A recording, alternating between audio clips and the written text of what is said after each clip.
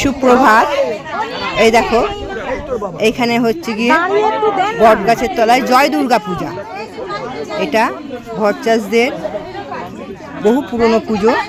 এদের পালা করে পুজো হয়, অনেক যুগ ধরে এরা পুজো করে আসছে, বংশ পরম্পরা এরা পুজো করে আসছে। প্রত্যেক বছর শ্রাবণ মাসে শুক্ল পক্ষে নবমী তিথিতে এখানে পুজো হয়ে থাকে। অনেকক্ষণ পুজো আরম্ভ হয়েছে, সব পুজো আবার শেষের দিকে। এই দেখো পুজো দিয়েছে, সব মানুষরা এসছে, আশেপাশে সব গ্রামে সমস্ত মানুষরা আসে, এসে এখানে পুজো দিতে আসে।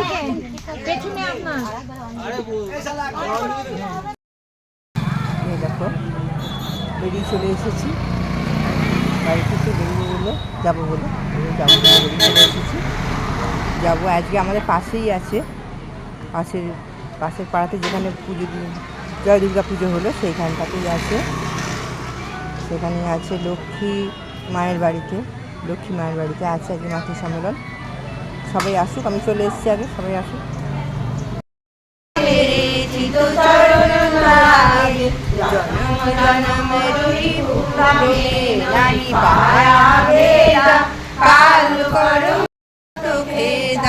জগত জিও বড় মত ফিরে নিত চারু খানি জ্ঞানী তুমি প্রাণ লীলা তব অপূর্ব ভগবান। রবি শশী দেয় আলো তব মহিমায়, প্রণাম তোমায় প্রভু প্রণাম তোমায়। শাশ্বত চির তুমি বিশ্বধারায়, প্রণাম তোমায় প্রভু প্রণাম তোমায়। জাগ্রত চির তুমি ধ্রুবতারা সম, কারণের থেকে তুমি সুন্দরতম। জাগ্রত চির তুমি ধ্রুবতারা আছে আমার, তুমি বিনা কে পাবো আছে আমার। অসীম আধার মাঝে আমি মরিলা যে, অসীম আধার মাঝে আমি মরিলা যে। আলো তুমি দাও অনিবার, তুমি বিনা কে পাবো আছে আছে আমার। প্রভু তুমি তাই তোমরা এলাম ভুবনে, তাই তো বাকি তোমার প্রসাদ গুনে। করিলে সৃজন তাই তোমরা এলাম ভুবনে। মাসটা শ্রাবণ পরিক্রমা চলছে, তো শ্রাবণ পরিক্রমা বা সৎসঙ্গ করার কারণ কি না, ঘরে ঘরে মায়েদের ঠাকুরের নাম বিলিয়ে দেয়া। এমন এমন বাড়ি আছে যে দীক্ষা নিয়েছে কিন্তু তারা কিছুই করে না, ঠাকুরের আসনও নেই। কীভাবে ইষ্টভীতি করতে হয়, কীভাবে প্রার্থনা করতে হয় তারা হয়তো কিছুই জানে না। তাই সারা দেশে ডিপি ওয়ার্কের কাজ চলছে, কীভাবে মানুষকে জাগানো যায়। ডিপি ওয়ার্কের কাজ অর্থাৎ দীক্ষাপত্র, যে কে কীভাবে কাজ করে, কে কীভাবে ঠাকুরের আসন সাজিয়েছে, সে নিয়ম করে ইষ্টভীতি করে কিনা, এগুলো করা। বলছে যজন যাজন ইষ্টভীতি ষষ্ঠ এটি সদাচার। তাহলে ইষ্টভীতি হলো আমাদের রক্ষা কবচ। ইষ্টভীতি করলে সকালবেলা উঠে যদি আমি ঠাকুরের ইষ্টভীতি করি তাহলে জানতে হবে সারাদিন আমার সুন্দর কাটে। কারণ আমি আমার জীবন দিয়ে বলবো যে আমি খুব ভালো আছি। আমি 18 বছরে বিয়ে হয়েছে, 4 বছর সংসার করেছি, 23 বছর বেলা থেকে আমি একা। তাই ঠাকুর না নিলে হয়তো কোথায় আমি চতুর যেতাম। তাই দয়ালের খুব ইচ্ছা যে আমার খুব স্বীকৃতির ফল, তাই আমি দয়ালের চরণের স্থান পেয়েছি। তাই বারবার সকল মাকে বলি যে যারা দীক্ষা নেননি তারা দীক্ষা নেবেন, এবং যারা দীক্ষা নিয়েছেন তারা সুন্দর করে ইষ্টভীতি করবে এবং ঠাকুরকে ডাকবেন। পূর্ব মেদিনীপুরে এক ঘটনা ঘটেছিল। বলছে নাম চলছে তো, বলছে নামের গুণে ছোলা ভাসে, টোপায় কথা বলে, একবার মধুমাখা বলি নাম বলো। যে কৃষ্ণ সেই কালী। আমরা বিভিন্ন রূপ ধরে আছে ধরা নেই, তাই তো অন্তরে কিন্তু ঠাকুর আমাদের একটাই দেবতা বাস করছে, যে কৃষ্ণ সেই কালী। সেই জন্য বলছে একবার মধুমাখা বলি নাম বলবে, নামের গুণে সোলা ভাসে বোবায় কথা বলে।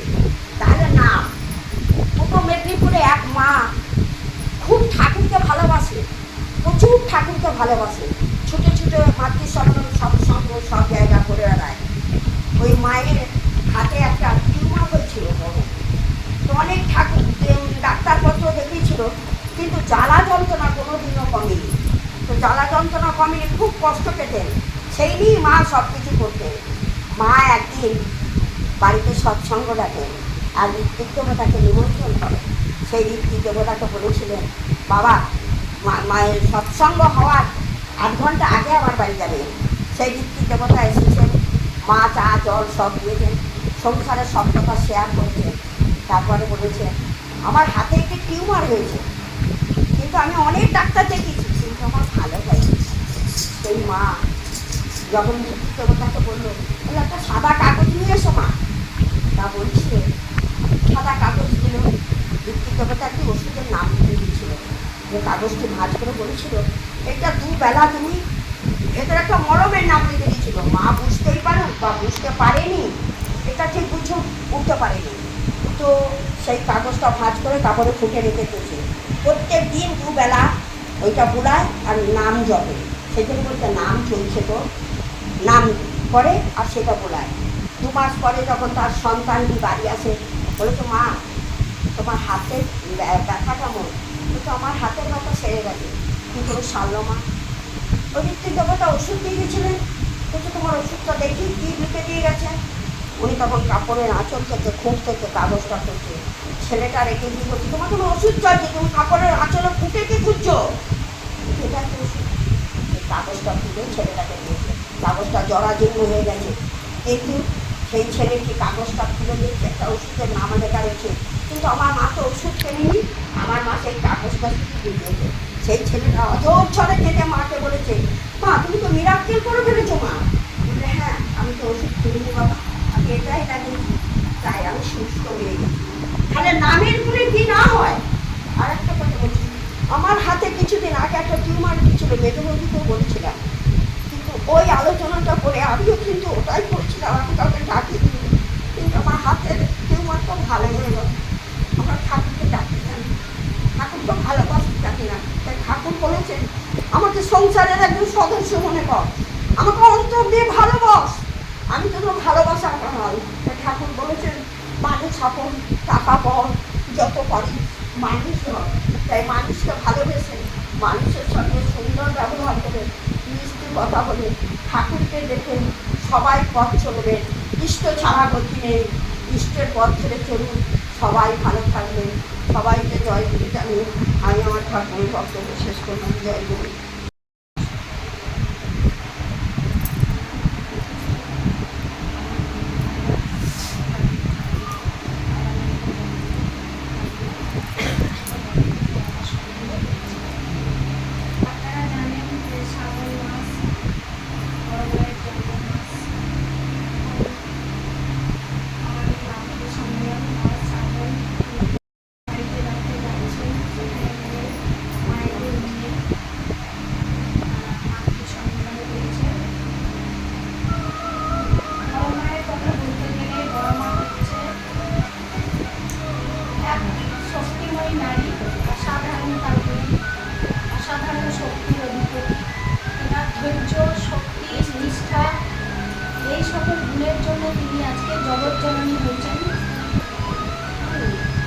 সংসারে আমাদের সংসারের মায়েদের মূল কাজ হচ্ছে কি রান্নাবান্না করা। যে যত ভালো রান্না করতে পারে সে তত ভালো দক্ষ গৃহিণী হয়ে ওঠে। আমার জগৎজননী মায়ের পরিবারে প্রায় 100 লোকের শোনা যায় যে অন্তর্ভুক্ত। প্রতিদিন ঠাকুর বাড়িতে দুস্থ, দরিদ্র, অবলা যে কেউ আসলেই তারা ওই মায়ের ওখানে রান্নাবান্না হতো। সেই সব রান্না সমস্ত কিছু মা একা হাসি মুখে করতেন এবং সকলকে দিতেন। অবশেষে খাওয়ার জন্য মায়েরও কিছু থাকতো না। মা শেষে চিড়া মুড়ি এসব খেয়ে থাকতেন, কিন্তু কাউকে কেউ কিছু জানতেই পারতেন না। তবু মা হাসি মুখে সব কিছু মানে গ্রহণ করতেন। তিনি তার স্বামীর আদেশ, শাশুড়ি মায়ের নির্দেশ মুক্তি বুঝে পালন করে যেতেন হাসি মুখে। তার না ছিল কোনো ক্লান্তি, না ছিল কোনো বিরক্তি। হ্যাঁ, তিনি সর্বদাই হাসি মুখে সংসারকে, মানুষকে আপন করে চলতেন। ঠাকুর যা যা নির্দেশ করতেন তাই। ঠাকুরের যদি কোনো শরীর খারাপ হতো, তিনি এক আসনে বসে ঠাকুরের সেবা পরায়ণ হয়ে উঠতেন, তেনাকে সেবা করতেন। খাওয়া খাওয়া সমস্ত কিছু ছেড়ে দিয়ে ঠাকুর যতক্ষণ না সুস্থ হয়ে উঠতেন তিনি স্বামী সেবা করতেন। তাই আমাদের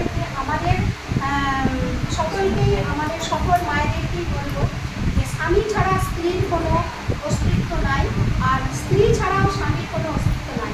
তাই আজকে আমাদের ঘরে ঘরে দেখা যাচ্ছে অশান্তি, প্রত্যেকটা ঘরে ঘরে অশান্তি, স্বামী স্ত্রীতে ডিভোর্স, এইসব জিনিসগুলো চলছে। তাই আমরা সকলে আসুন মায়ের আদর্শে তৈরি হই, মায়ের কথা বলি, ঠাকুরের শিক্ষায় দীক্ষিত হই, সকলকে নিয়ে চলি, মায়ের বড় মায়ের বই পড়ি, ঠাকুরের বই পড়ি, সংসারগুলো একটু হলেও বাঁচবে। এই কথা বলে আমি আমার সকলের চরণে প্রণাম জানিয়ে বক্তব্য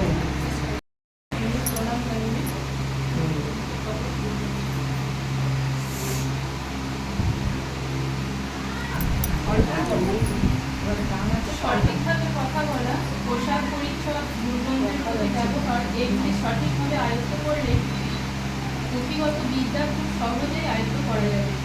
এর ফলে স্কুল, কলেজ সমস্ত জায়গায় সব কিছু বজায় রাখতে পারবে।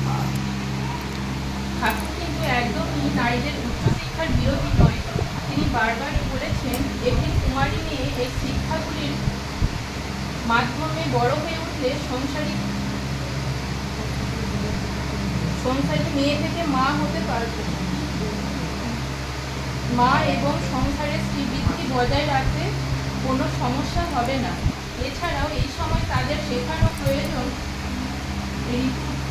ঋতুমতি হলে কি সদা জয় গুরু বলে ডাকি বারবার, জয় গুরু বলে ডাকি বারবার, জয় গুরু বলে ডাকি বারবার, জয় গুরু বলে ডাকি বারবার।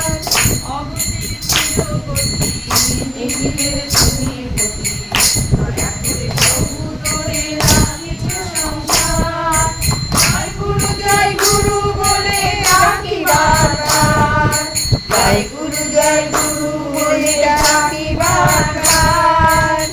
শোনাও অমৃত কথা দূর করে সব ব্যথা, শোনাও অমৃত কথা দূর করে সব ব্যথা, প্রাণ করে ভালোবেসে স্বস্তি সুধাচার। জয় গুরু বলে ডাকি বারবার, জয় গুরু বলে ডাকি বারবার, জয় গুরু বলে ডাকি বারবার, জয় গুরু বলে ডাকি বারবার। নামে অমৃত জানে প্রতিটি গাওলেনে, নামে গোবিন্দ গোবিন্দ বলো রে, ছাড়ো রে মন কপট চাতুরি, বদনে বলো হরি হরি, হরি নাম পরম ব্রহ্ম, জীবেরই মূল ধর্ম, অধর্ম কুকর্ম ছাড়ো রে। শ্রী শ্রী ঠাকুর চন্দ্র জি কি জয়, পরম প্রেমময় শ্রী শ্রী ঠাকুর চন্দ্র জি কি জয়, পরমারাধ্যা জগজ্জননী শ্রী শ্রী বর্মা কি জয়, পরমারাধ্যা জগজ্জননী শ্রী শ্রী বর্মা কি জয়, পরমারাধ্যা জগজ্জননী শ্রী শ্রী বর্মা কি জয়, পরম পূজ্যপাদ শ্রী শ্রী বর্দা কি জয়, পরম পূজ্যপাদ শ্রী শ্রী বর্দা কি জয়, পরম পূজ্যপাদ শ্রী শ্রী বর্দা কি জয়, পরম পূজ্যপাদ শ্রী শ্রী আচার্য দেব কি জয়, পরম পূজ্যপাদ শ্রী শ্রী আচার্য দেব কি জয়, পরম পূজ্যপাদ শ্রী শ্রী আচার্য देवदेवकी जय। वंदे पुरुषोत्तमं वन्दे पुरुषोत्तमं। वंदे आर्यवृद्धि वन्दे आर्यवृद्धिं। वंदे मातृवर्गान् वन्दे मातृवर्गान्। वंदे अहं कृष्णदैवतां वन्दे अहं कृष्णदैवतां। वंदे पुरुषोत्तमं वन्दे पुरुषोत्तमं। वंदे पुरुषोत्तमं वन्दे पुरुषोत्तमं। वंदे पुरुषोत्तमं वन्दे पुरुषोत्तमं। परम प्रेममय श्री ठाकुर मुकुंद चंद्र जी की जय। समय